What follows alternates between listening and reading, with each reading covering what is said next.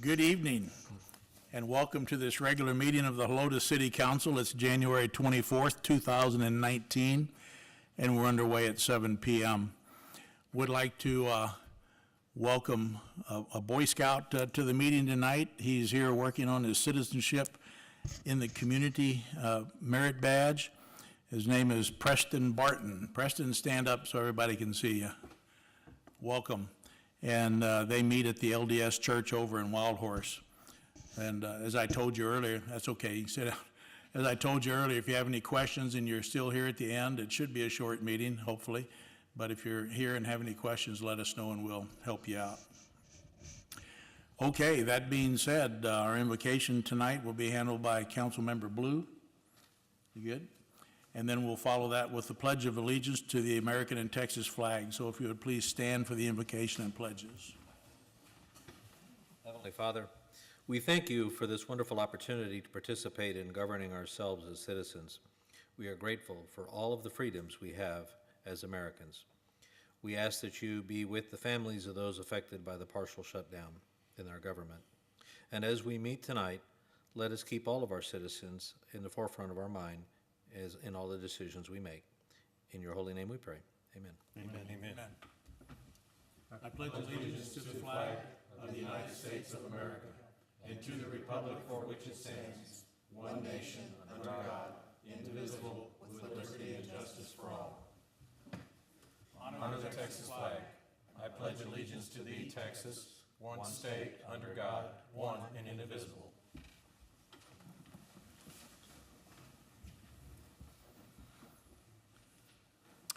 Okay, next up we have citizens to be heard. Selena, nobody? We don't have anyone that signed up for that, so we'll move straight into the consent agenda.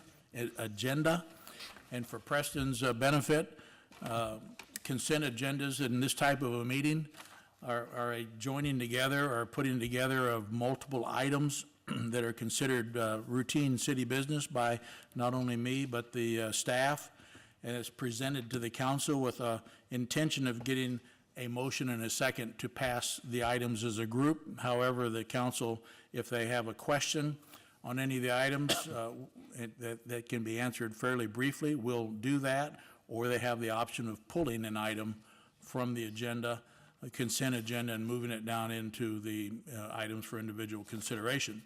So I would ask if there are any questions on any of the items 3 through 6, or any request to pull an item. If not, I would like to have a motion to approve consent agenda items 3 through 6. Mr. Mayor, I would move that we approve the consent agenda items 3 through 6. We have a motion from Meadows. Do we have a second? Second. Second from Fredericks. No discussion or questions required. We'll call the question to approve consent agenda items 3 through 6. All in favor say aye. Aye. Opposed say no. Motion carries unanimously. Would like to just let you know that on the elections this year, we were given the option of having the polling place here at City Hall on Election Day, like we used to, and so that's what we're doing. So not only will early voting be here, everyone will come here for voting on Election Day as well. Okay, we move on to item number 7. This is a report by Assistant EDC Director Glenn Goolsby, and a discussion on the EDC development plan update as he's going to present it to you tonight. So you're up. Thank you, Mayor Schoolcraft. Thank you, Council, for allowing the EDC to make a presentation tonight. It's one of our quarterly reports to give you an update on progress we've made to our strategic plan over this. I guess this one got delayed a little bit, but it's kind of an overview of our last 6 months. And then I would like to say we are going to be updating this plan over the next month or two with the EDC Board of Directors. So I put together a kind of a PowerPoint to highlight some of the items in the strategic plan. I didn't want to go through there word by word for you tonight. So goal 1, some of the items we previously partnered with Retail Strategies. They were ones that were brought on to the EDC or contracted to do the retail analysis, determine leakage reports, meaning what businesses would do well in Helotes, what businesses wouldn't, to identify those prospects, and they reached out on our behalf. We still did maintain some presence going to local conferences, the International Council of Shopping Centers, to make connections as well. It's not like we just dropped the ball, but they were brought in as kind of an assist.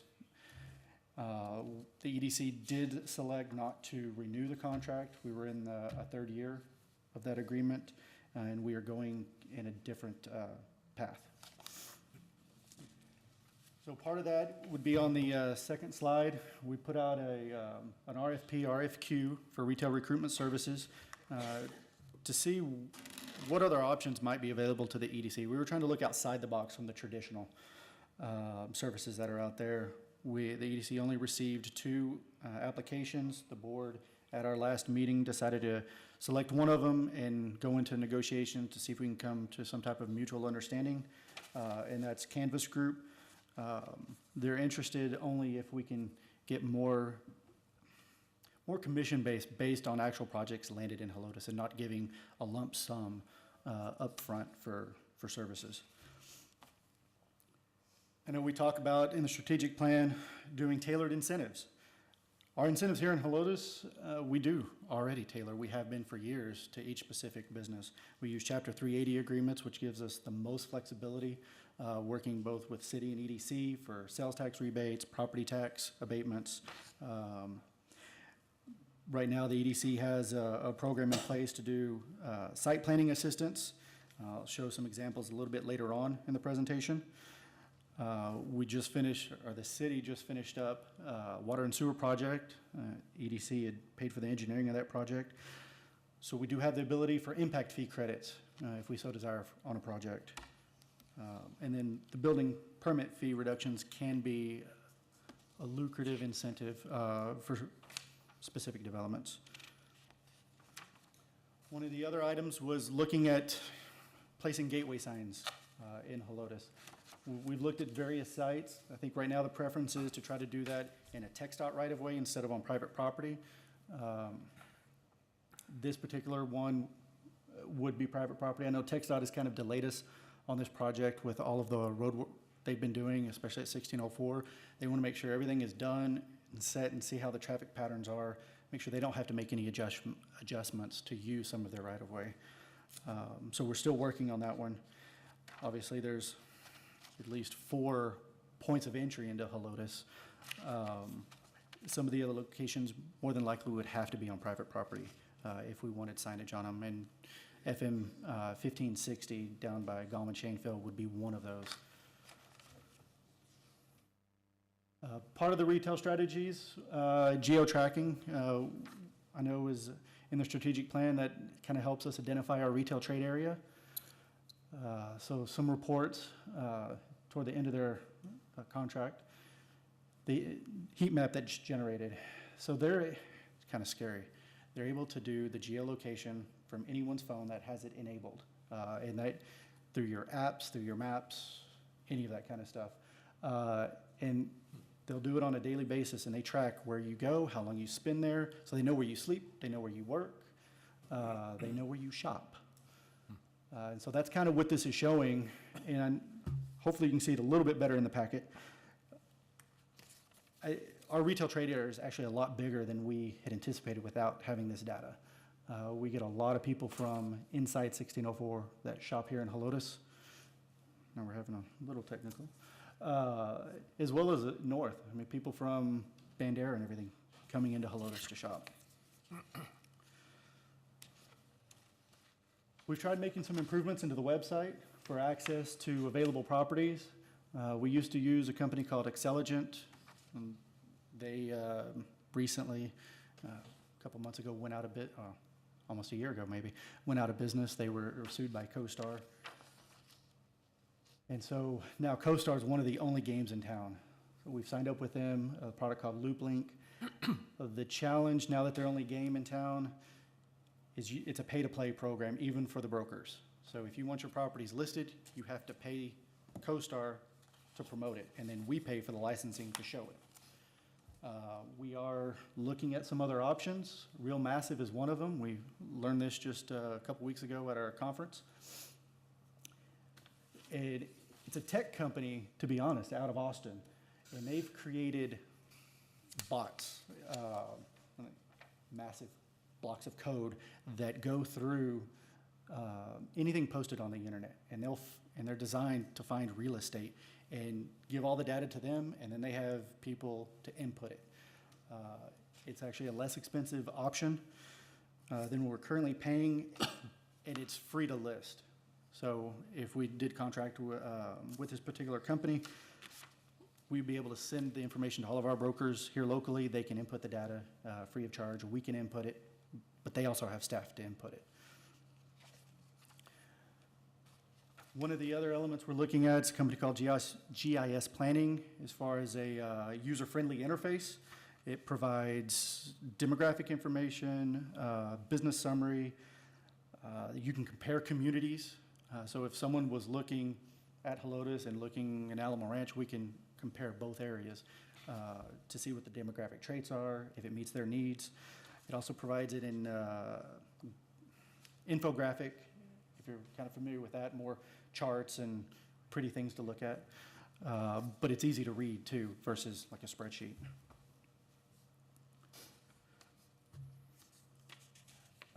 One of the projects we implemented about 6 months ago would be the featured property section. That's on the right-hand column of our website. And you can go and click those, and it takes you into both a site plan and then an aerial video, kind of powered through Google Earth. And so you can zoom in from the outside, see where Helotes is in relation to San Antonio, come into the property and actually fly through it. So we're creating just examples of what could be built on the property. So that's our current EDC website that provides the demographic information. We do have a lot of spots on here with links to more data. It's somewhat of a challenge to provide it in a user-friendly. You don't want it all on one page. So we have quick facts about Helotes. We have an executive summary, which is kind of your high-level demographics of an area with population, income, housing density, everything. And then the leakage report, which we'll have an example in here in a little bit, is your supply and demand for goods in Helotes. We've also updated our residential growth map this year, and then our traffic study, which right now on Bandera Road, we've got about 43,000 cars a day going by Hausman and Bandera Road. And that was up from the last study, which I believe was 3 to 4 years ago, at 39,000.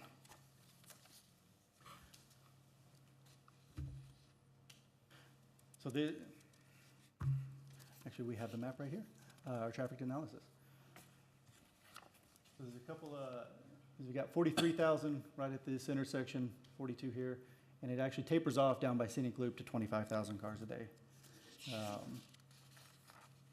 It's really helped us get a lot of interest, obviously, at the intersection of Hausman and Bandera.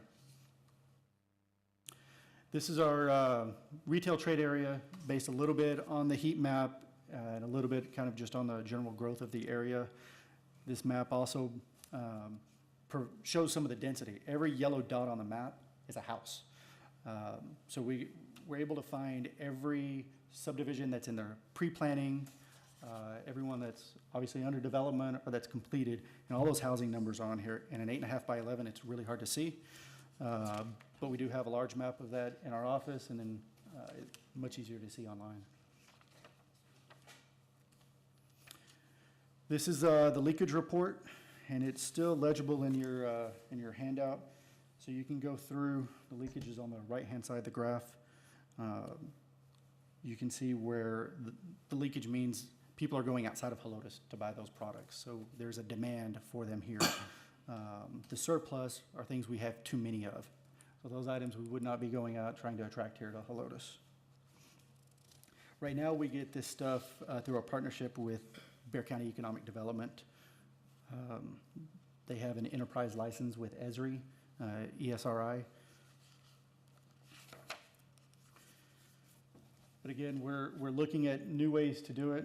This is an example of generating custom heat maps based on any demographic information you're looking for, whether it's income, population growth,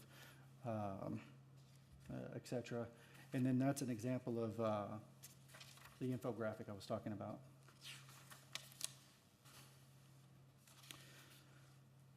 As far as site planning, we've contracted with a company called Manhard Consulting. We've done this project, I want to say, on 4 properties right now. We're looking at a couple of others. Usually we try to go in and get some input from the property owner and/or developer interested in the site, and we're able to generate really a rough and dirty projection of what you could get. And this is looking kind of at maximum development on that site. We do take into consideration, based on some aerials, trees that are currently on the site. But we're able to use this in our prospecting packets on our website. We have blow-ups of these maps in the EDC office. It's been a really great marketing tool. That particular property, some of you have seen the O'Reilly building about a year ago. It's finally going to be moving forward. This was looking at the potential future development of that site just north. I think the next one we have, we've also done a contract with Neon Cloud Productions to show kind of what it's like to be here in Helotes, because not everyone knows where we are that's looking to develop. And this is kind of a 2-pronged project where we would have one video for economic development purposes and then one video for more tourism. And we will see if it plays.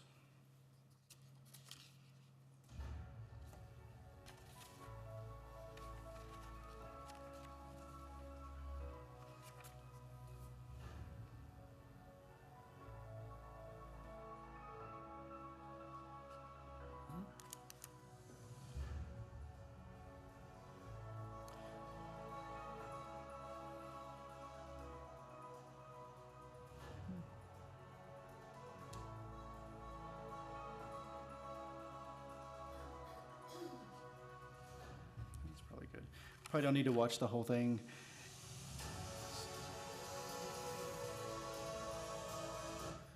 So this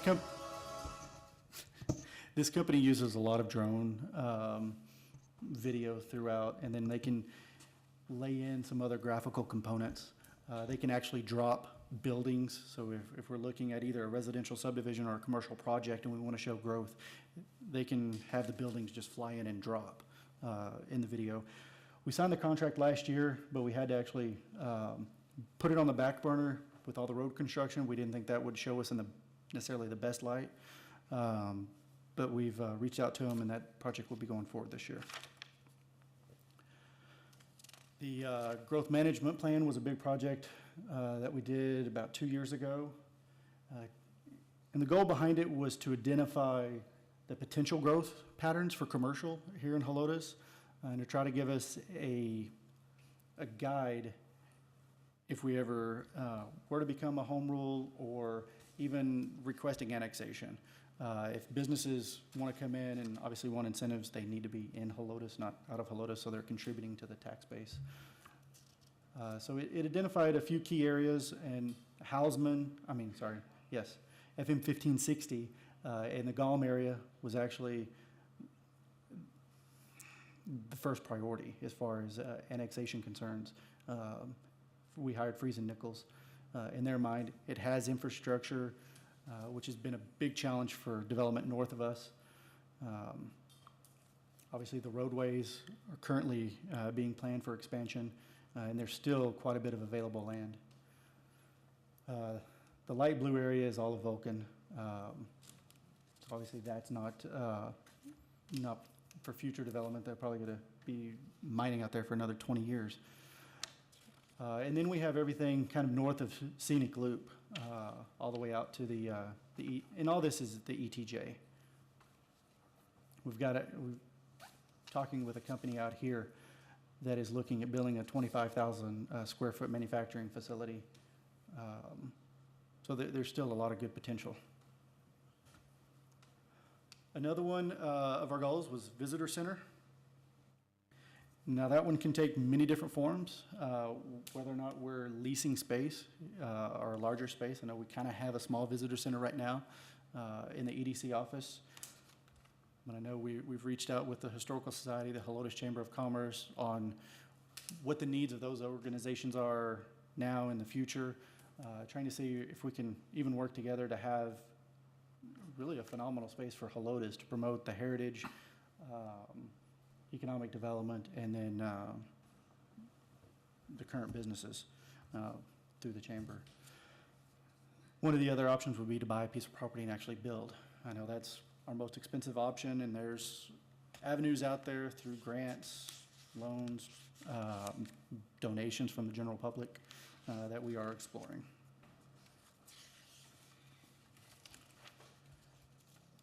So part of our marketing plan, we do have our prospect packets, which the look and the feel, I believe, captures Helotes. Everything ties together now. We have a general, packet that we're able to stuff. Say stuff, that doesn't sound like a good term, right? Fill information. We have a letter from the mayor. We'll have our available properties in there. We can have our incentives. We have a little booklet of what it's like to be in Helotes. Both from a business perspective, we have a write-up by Carlos Garcia and Gabe Garcia. We have a picture of them in there. We've got what it feels like to be part of the community. So kind of a fluff piece, but it's also really nice for people to get a sense of what Helotes is.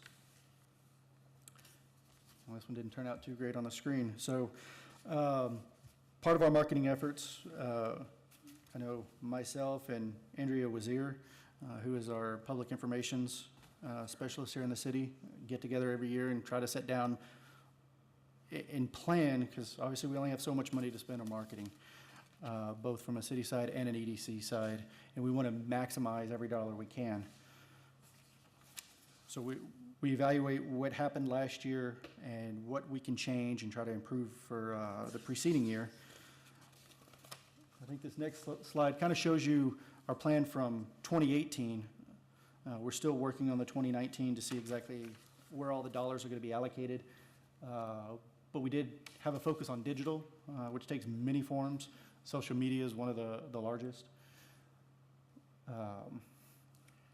And then also working with other, maybe social influencers would be a good way to say it.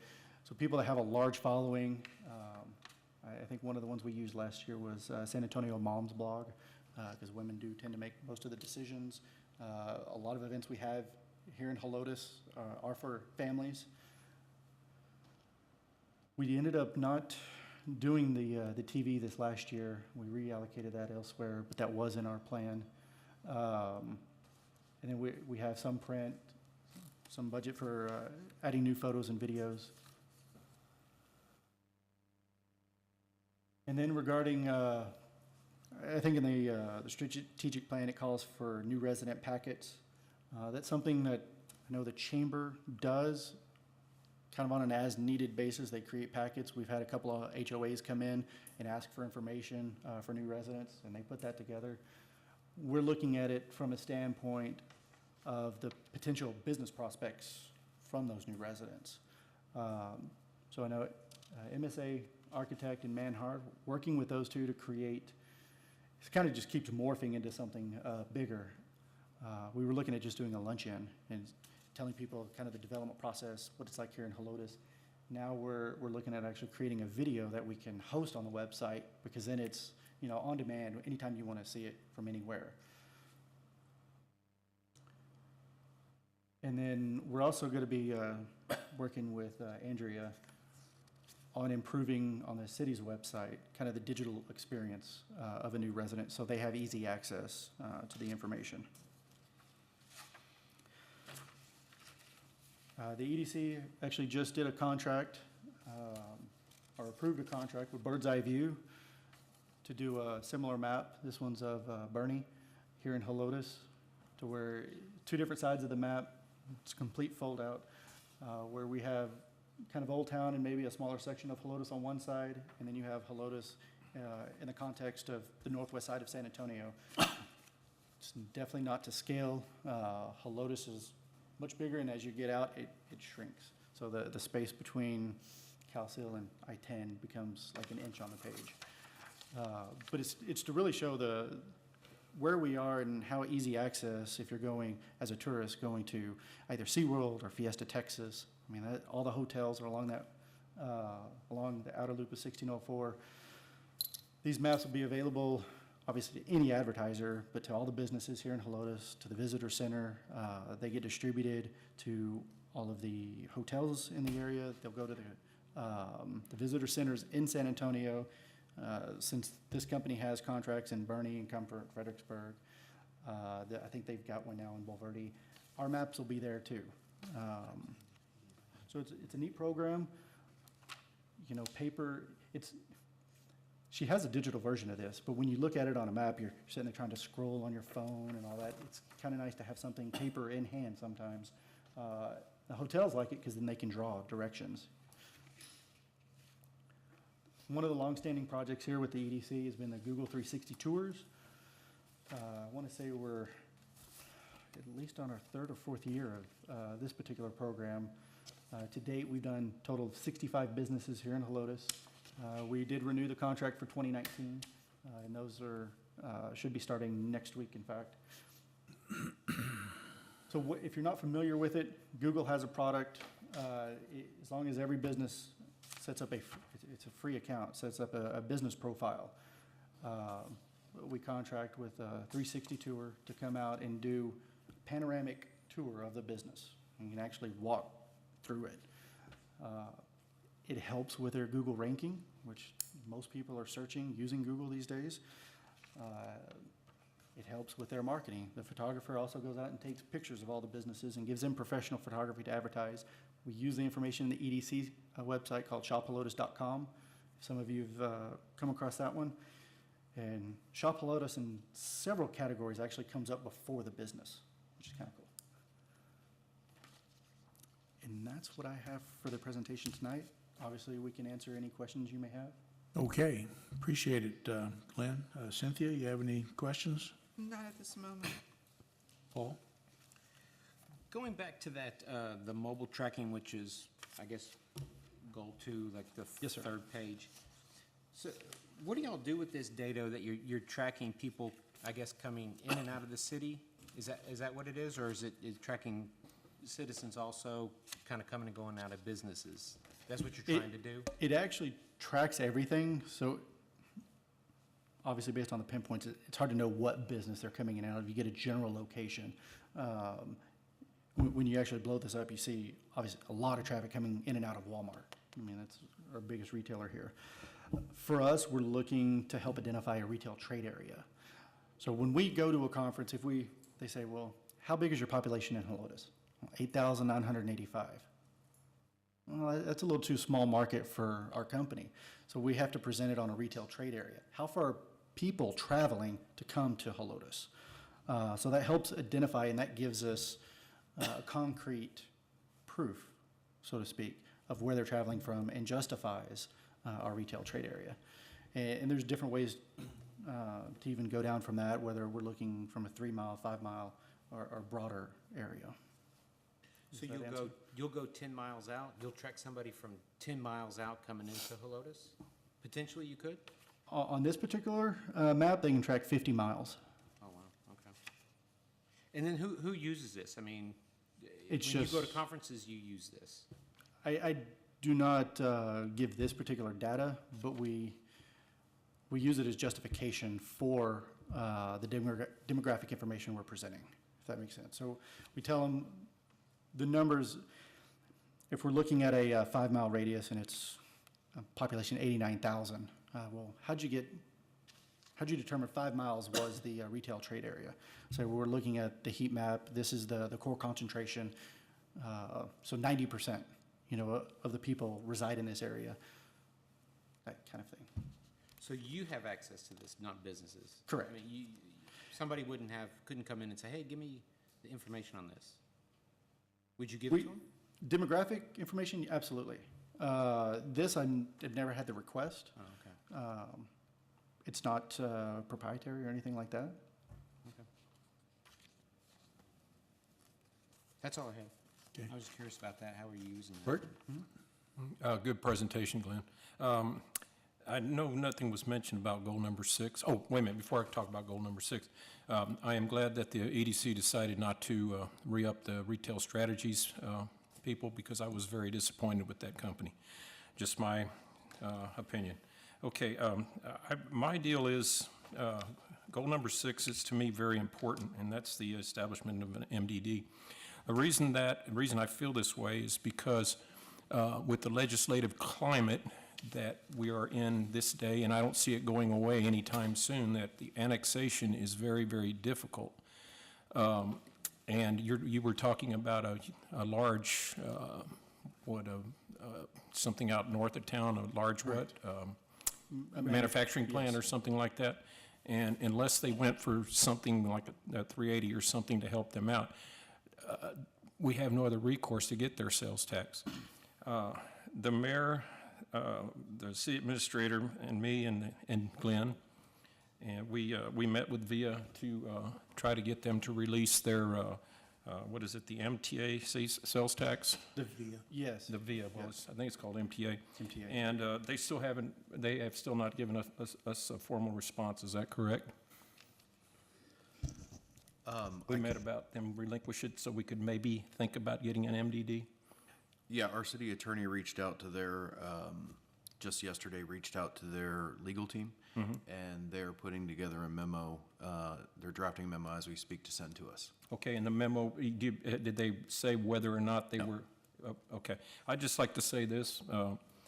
Fair Oaks did establish an MDD in 2011 in accordance with Chapter 377 of the Texas Local Government Code. It began receiving a half-cent sales tax in August of 2011. All the items in the district that they're in are subject to a general sales tax. Prior to creating the MDD, an entity outside of Fair Oaks Ranch was receiving these taxes.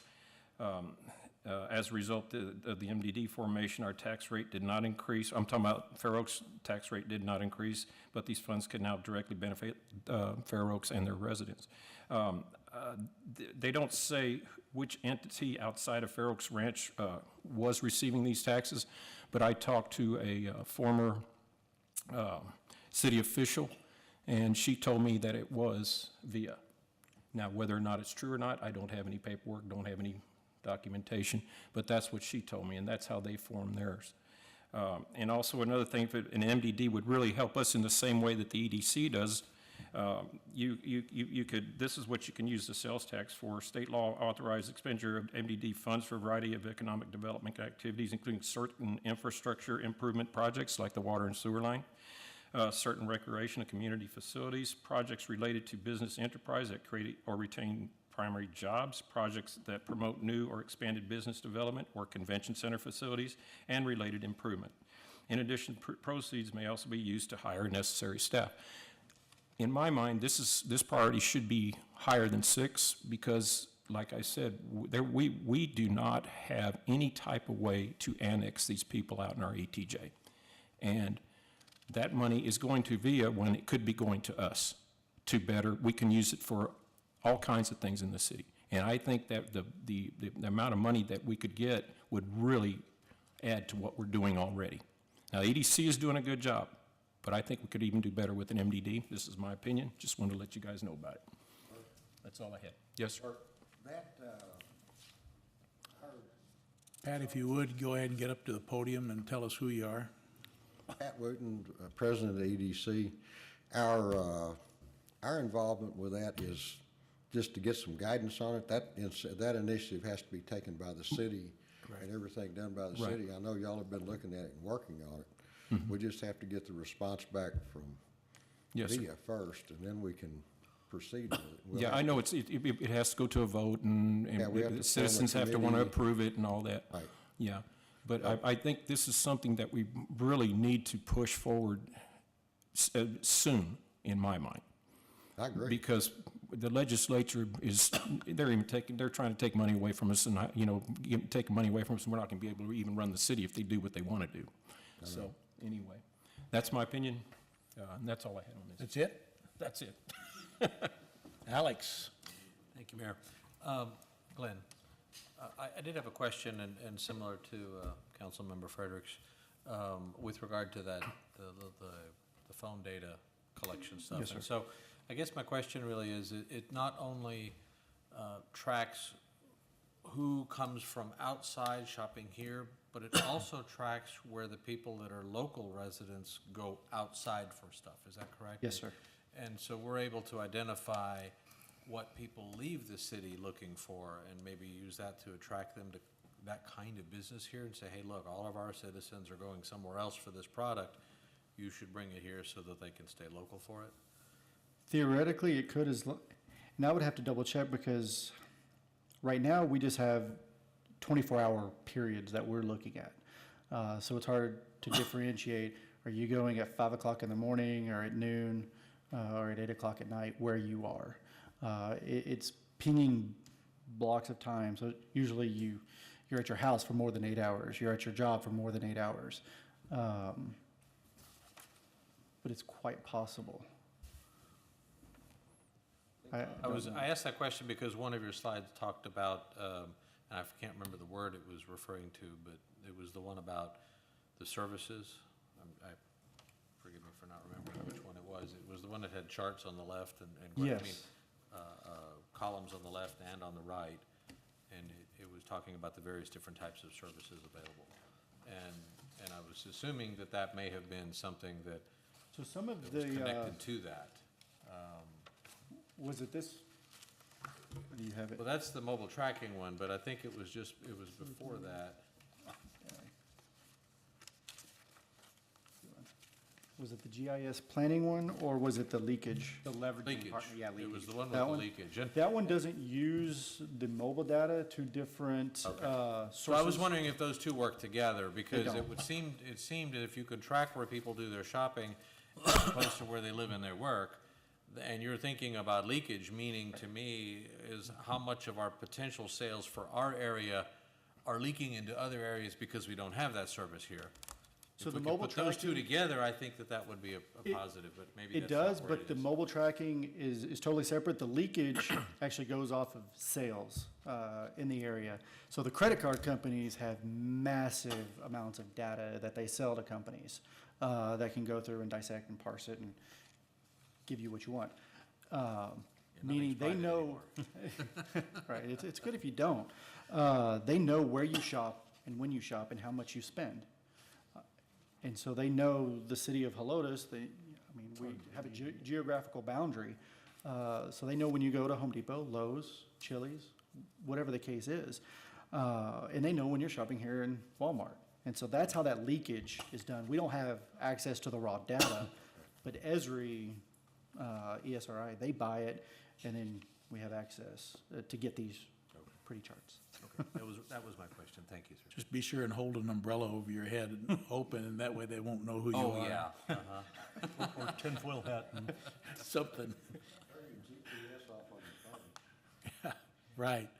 Jim? Don't carry a phone. just a couple of tack-on questions, what's already been raised. Who is the ownership, who is the owner of the data that they're collecting on like the heat signatures, or not the heat signatures, but the leakage of where people are going in and out of the city? So as that, Is it the underlying company that gathers the data? Are they the owner of the data? they are not the owner. They purchase the data. So From whom? ESRI gets their data from a lot of different sources, but for leakage, most of it comes from the credit card companies. Okay. With that, the reason I asked the question was there has been some public safety agency concerns about whether or not you can actually attach that data and prove crimes and/or problems based upon that data. Or do we have any liability in that area at all? as So far as- we don't have access to the specific user information. So I don't know that you went to Slim Chickens last night. I have no idea. I But do at some know level, they can get that. someone could, we can't. Okay, we're not in the chain of liabilities, what I'm getting. Correct, No. correct. And The second thing I want to do, well, I guess I have three.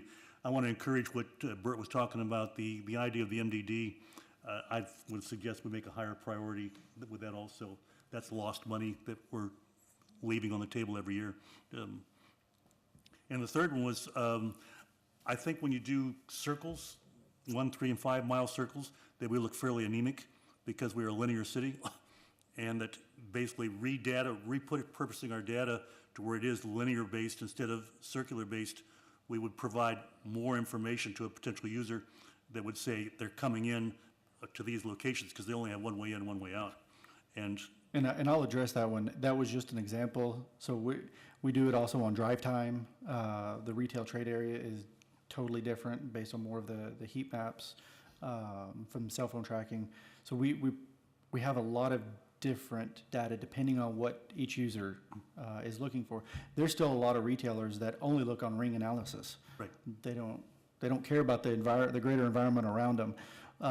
Most have switched to either a drive time or a retail trade area. Okay, I just think that our retail trade area, we might redraw that map to take a look at the way our city practically functions rather than the fact that it's a 3 or 5 mile radius from a certain event.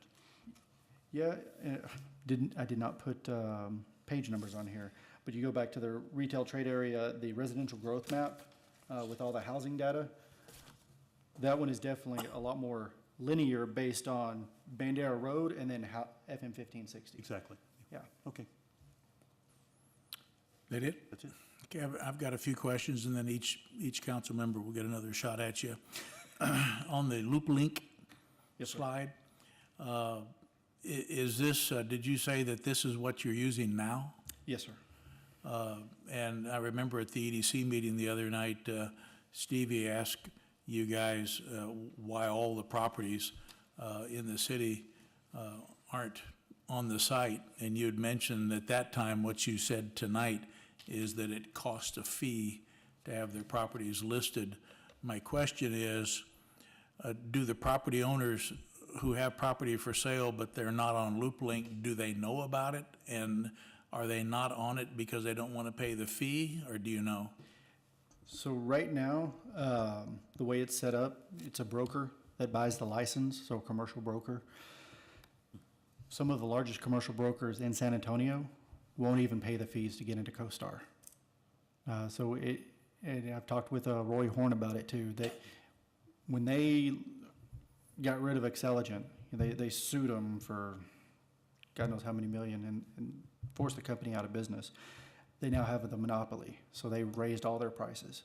You used to be able to list stuff for free, and everything has changed. And now we're seeing some of these other tech companies trying to figure out ways to get access to the data in an inexpensive manner.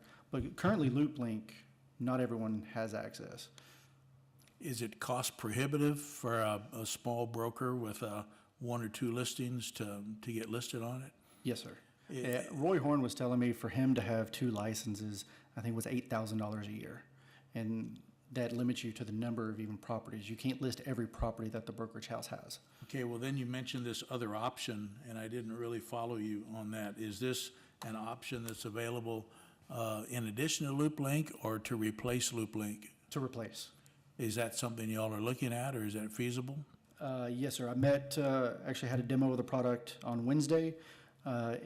This is also a plug-in for another service, GIS Planning, that was in the presentation. So we've got a meeting with them next Wednesday. So once we have all the information, we'll present it to the EDC and see which way we go. Should that be coming fairly soon? Yes, sir. Because it would be nice if we are featuring certain properties through LoopLink and the others can't afford it, that we would have a program that everybody could afford and we could have all the properties on there. Either that or you guys maybe could scan stuff off a Bear Appraisal District and maybe put an informal listing of price and size and that kind of stuff on there. I was just wondering, do you have any results from LoopLink? Is it beneficial for these brokers to use it? Do not have any results. Nothing? We don't have the tracking, to my knowledge, on the site to see how many people are going to this particular let's call it a plug-in. It's kind of an iframe inside of our website. The large commercial projects here are not going to our loop link to find property. This is more for the entrepreneur, the startup, the guy that's working out of his house that, wants to start up a business here in Helotes. Okay, on your leveraging slide, on the leakage, I don't like to know that we have leaks. We need to plug our leaks, I guess, but on the right-hand side, I noticed gasoline stations are the only business that have a line to the left of the vertical line, which is kind of deceptive, I guess, because I know people go outside Helotes to buy gasoline. But is that saying that a lot of people get their gas in Helotes? That's basically what it's telling us? I think based on our city size, that we have enough supply of gas for this area. That being said, I do know there are several others that have expressed interest in Helotes because they see the growth here in the area. What is that, gas stations? Yes. More gas stations? Not saying we're trying to attract that, but just that they've expressed interest. I think on here, Maybe that one will of Line's take, grocery stores. I was gonna say, maybe that'll take some of the attention away from the chicken places. If we get more gas stations. Can we Okay, bring one more? couple other things, and then we'll get back to the council.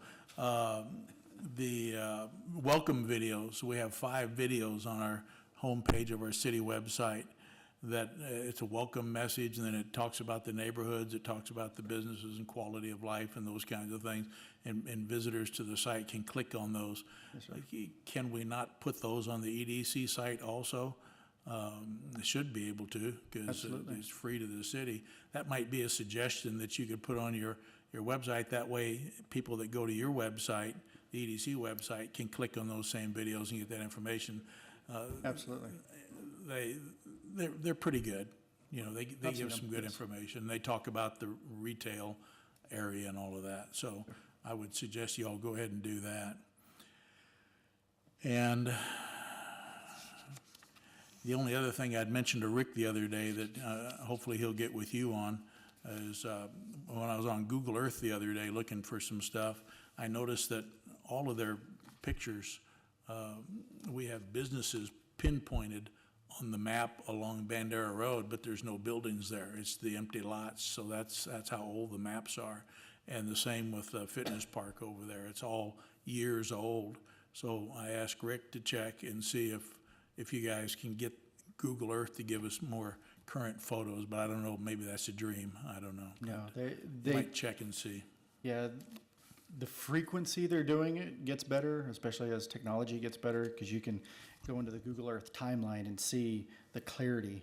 They launch new satellites every, couple of years. I want to say every 7 is when those images get updated, roughly. And part of it on Google is just the amount of data that they're actually Yeah, it's mind-boggling. having to put into the cloud, into a server somewhere that provides access to the world. Anyway, that's all I had. Cynthia, any follow-up? I do have a question about the request for proposal for the business recruitment services. Yes. I know the retail strategies plan basically gave a lot of background information on Helotes and the things that we have here now, property, catalog, and that kind of thing. So will they be basically kind of using that? I'm just trying to figure out what exactly these commercial brokers and brokerage firms are going to be doing and how they're going to be paid. If the EDC decides to move forward with one of the companies, Canvas Group is the one they've decided to try to negotiate with. They do use a few different platforms on gathering information, so they will do their own analysis of Helotes and gather the information, spending patterns. Like some people use cell phone tracking. Some people will do license plate surveys, which they actually have cars with cameras, kind of like Google, that drives through the town, and it's capturing license plates because they want to see where those cars are registered. There's different methods. So they do have their own that they feel works for their company. Obviously, payment would come from the EDC. We've got a line item for retail recruitment. Right now, I believe we have it at 20,000, but we do have excess revenues. The plan would be to try to negotiate a contract that we're not paying, like before, $25,000, $30,000 a year without having a trackable record that this retail recruitment company secured the tenant, that they had some influence in that process, and without a physical building on the ground. So we're trying to get it to where it's it's not necessarily a fee base, more of a commission. Think of like a residential commercial broker. They only get paid if you buy a house. And that's what we want to go to. We don't want to give you a check up front and hope you bring something. Okay. And that's what every other city That does. makes sense, because I think that was the problem with the retail strategies. Yes. It didn't seem like it really gave, well, there was no concrete evidence of anything, although there's some background information. Right. But if every new company comes in and just goes, oh, yeah, well, we do our own stuff, we don't need that, then what's the point? You know, why spend all the money for that? So I think that's a better way to do it, if you're gonna do that. Thank you. Anything else? Paul? The only other thing, when you talk about creating a marketing plan, is that for specifically just for EDC to attract more business? Or what are you trying to No. attract other than business? I understand that. Well, residential growth drives business, hands down. So the reason we're able to expand Helotes, I mean, we do go out there and market, but they're looking at rooftops. I mean, at the end of the day, we work with the city of Helotes, marketing, public relations specialist. We market our help, come up with an overall plan for tourism, for residential, and then for commercial. So we look at it at a lot of different aspects. And y'all share the social media director for the city? Gets shared with the EDC? No, I mean, the city pays pays that individual's salary and benefits and everything, but part of her job is to promote the city, and one aspect of that is commercial and economic development. So, the EDC doesn't pay for it, but the EDC, Glenn does assist her quite a bit with graphic design and things of that sort as well. Yeah, that's what I was just, if someone, because social media and marketing and stuff, that's kind of almost a full-time job for social media now. Right? And that's why So she helps. That's what she And that's does fine. exclusively. Okay, fantastic. Outside of events. Yeah. Okay. Great, thank you. That's all. I hesitate to ask, but Bert, anything else? Sit down for this one. No, sir, I did not. I'm just kidding you. Alex? Well, I think we've gone past our 5 minutes, so no, I don't have any other questions. Jim? I just had one more to follow up on what Cynthia had said. So the Cave Canvas Group is only interested, you said, on a commission-based, they're not interested on a fee? Did I hear that correctly? No, I said that's what we're hoping to negotiate with them. Okay, so it's initiated by the EDC and not by them. Yes, sir. Yeah, we don't, just to clarify, we don't know what they're going to go for. We haven't started the negotiation process. We'll start that next week. But they're the with only them. response so far. So- There were Well- 2 that responded. Right. One was Retail Strategies, and Right. we did not have any desire to go further with them, and then the Canvas Group. Both of their submittals were, in a sense, non-responsive, in the sense that they both submitted lump sum Okay, payments. But in talking with the Canvas Group, we relayed to them, no, we want either a commission or a fee-based approach. And so that's what we'll be going forward with. thank you. Yeah, their bid on their proposal was $30,000 a year. And so that's what they're gonna try and do is see if they'll Of course. talk about a commission basis. Pat, anything you wanna add? Okay, Glenn, we appreciate it. Thank you.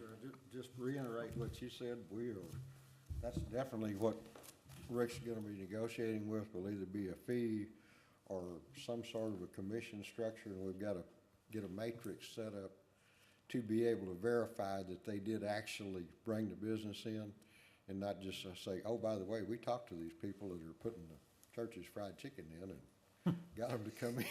Please use another example. Now, I don't have anything else. Thank y'all for your time. And we will have the next year's plan done, not complete at the next meeting. We had, the mayor was at the meeting last week when we, or this week, last week, Yeah. when we went through the planning session and just got information and input. We've got a bunch of new members on the EDC, and some of them have very varied backgrounds and pretty high-level jobs, so we've got input coming in from them, and we're gonna work the plan up from that and take it back to the next meeting and try to finalize a plan where we can have it written up, approved, if not in the February meeting, final approval in the March meeting. Okay, sounds good. Okay, that finishes up our agenda. If there are no objections, we will adjourn. Any objections? Going once, twice? We are adjourned at 7:55.